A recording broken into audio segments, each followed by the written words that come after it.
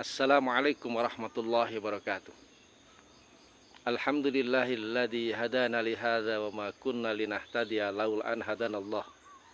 Asyhadu an la ilaha illallah wahdahu la syarikalah wa asyhadu anna Muhammadan abduhu wa rasuluh la nabiyya wa la rasula ba'dah. Sahabat YouTube yang dimuliakan Allah Subhanahu wa taala. Adalah Thauban Maula Rasulullah sallallahu alaihi wasallam. Dialah sahabat yang seorang budak yang pernah dimerdekakan oleh Rasulullah sallallahu alaihi wasallam. Dia dikenal dengan Al-Wafi, orang yang suka menempati janji.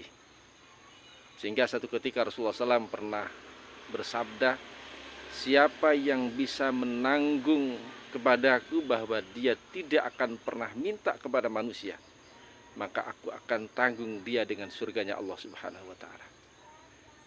Thauban mengatakan, kaulah ana ya Rasulullah, saya Rasulullah SAW. Maka kemudian ya sepanjang hidupnya itu dia tidak pernah minta bantuan kepada manusia. Dia tidak pernah minta apapun kepada manusia yang lain. Dia minta hanya pada Allah Subhanahu wa taala.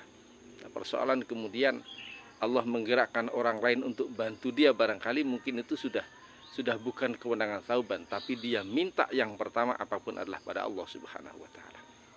Sahabat YouTube, sehingga satu ketika dikisahkan bahwa Thauban ini pernah naik onta. Nah, cemetinya jatuh. Maka dengan keteguhan janji itu dia berusaha tidak minta bantuan kepada orang lain, tolong ambilkan cemeti itu, tapi dia berusaha turun dari untanya dan diambil sendiri. Maka dikenal dengan Al-Wafi, orang yang suka tepat janji. Sahabat YouTube, Thauban ini pernah bercerita, dia berkata bahwa ketika ayat tentang masalah harta benda, tentang emas perak dalam surah At-Taubah ayat 34 itu turun, maka dalam sebagian salah satu safar bersama Rasulullah SAW, ada sebagian sahabat yang berkata bahwa telah turun ayat tentang harta dan tentang emas dan perak gitu ya. Umpama kami tahu mana yang terbaik, maka akan kami simpan. Maka kemudian faqala Rasulullah SAW kemudian bersabda bahwa lisanun dzakir wa qalbun syakir wa zaujatun mu'minatun tu'inu ala imani. Lantas Rasulullah bersabda bahwa harta benda yang paling bagus kita simpan ada 3 di situ. Yang pertama adalah lisanun dzakir, lisan yang selalu ingat kepada Allah Subhanahu wa taala.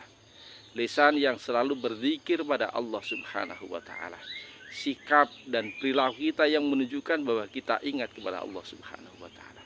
Sahabat YouTube, Islam tidak melarang semua umatnya kemudian untuk mengumpulkan harta kekayaan yang begitu banyak.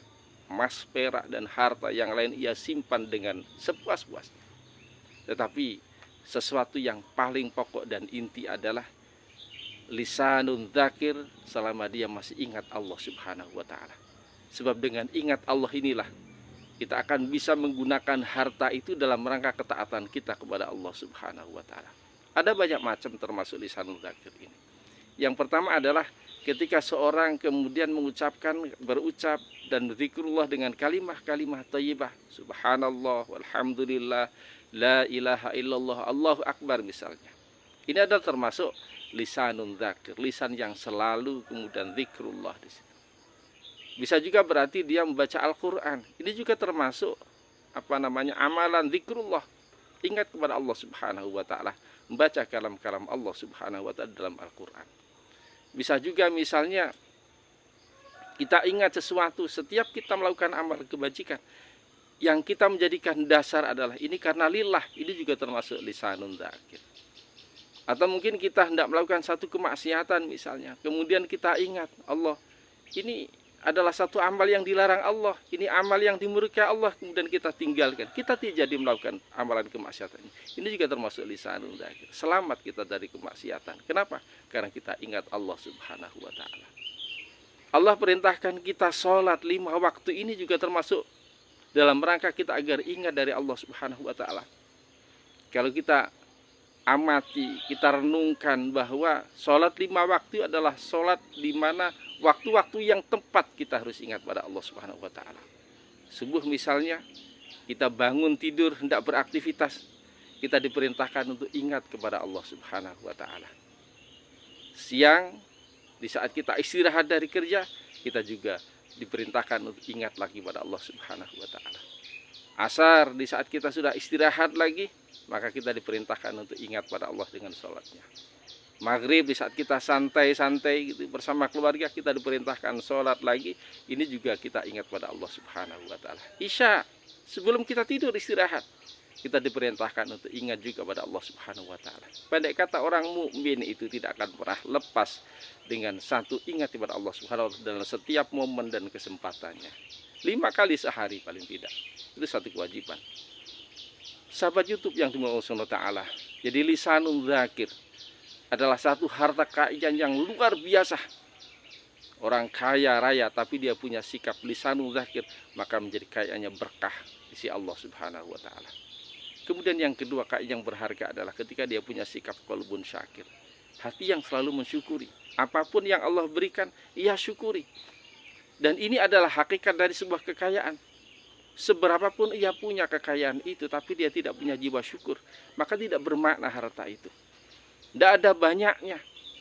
Tapi ketika dia mensyukuri, punya sifat qalbun syakir, maka seberapapun yang miliki, ia mensyukuri, dia bisa menikmati, ia bisa bahagia dengan harta itu. Maka harta yang paling mulia adalah ketika seseorang punya jiwa syukur, qalbun syakir, jiwa yang hati yang bisa mensyukuri apapun yang Allah berikan kepadanya. Kemudian yang ketiga adalah zaujatun mukminah tu'inu ala imani. Ketika masing-masing kita punya pasangan yang mukmin, yang membantu dan menolong keimanan kita untuk terus beriman pada Allah Subhanahu wa taala. Pendek kata, bahwa orang yang punya pasangan dan pasangan itu terus membantu kita untuk terus di jalan yang benar, di jalan yang baik, ini adalah kekayaan yang luar biasa. Apa nikmatnya? Dia punya harta kekayaan yang luar biasa, tapi pasangannya adalah pasangan yang buruk. Pasangannya adalah pasangan yang selalu mengajak kepada kemaksiatan. Pasangan adalah pasangan yang selalu mengajak kepada hal-hal yang dimurkai Allah Subhanahu wa taala. Maka tidak ada nikmatnya sebuah kekayaan itu.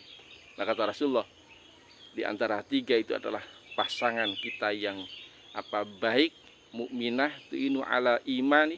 Jadi membantu keimanan kita adalah merupakan harta kekayaan yang paling berharga. 3. Jadi lisanul dzakir, lisan yang berzikir, qalbun syakir, jiwa syukur, ya. Kemudian pasangan yang baik, pasangan yang soleh solihah, yang bantu kebaikan kita. Ini adalah harta kekayaan yang luar biasa. Mudah-mudahan bermanfaat. Assalamualaikum warahmatullahi wabarakatuh.